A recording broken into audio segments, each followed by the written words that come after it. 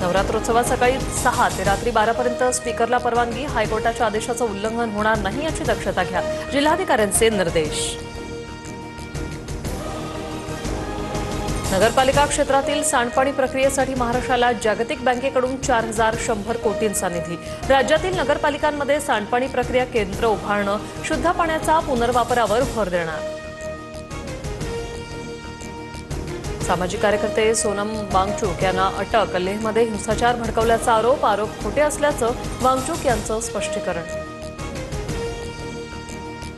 पंतप्रधान मोदी ऑक्टोबरच्या दुसऱ्या आठवड्यात मुंबई दौऱ्यावर. नवी मुंबई विमानतळ आणि मेट्रो 3 प्रकल्पांचा शुभारंभ. मुख्यमंत्री देवेंद्र फडणवीस यांची माहिती.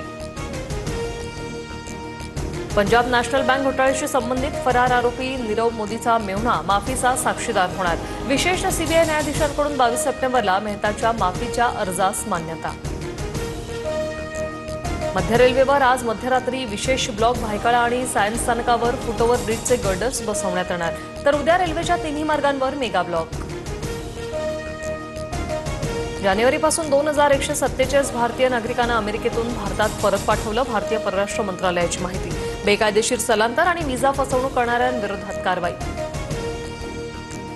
संयुक्त राष्ट्रांच्या आमसभेत इस्रायलचे पंतप्रधान नेतन्याहू यांची हमासला धमकी. नेतन्याहू यांचं हे भाषण गाझापट्टीतील सर्वांच्या मोबाईलवर सक्तीने प्रक्षेपित.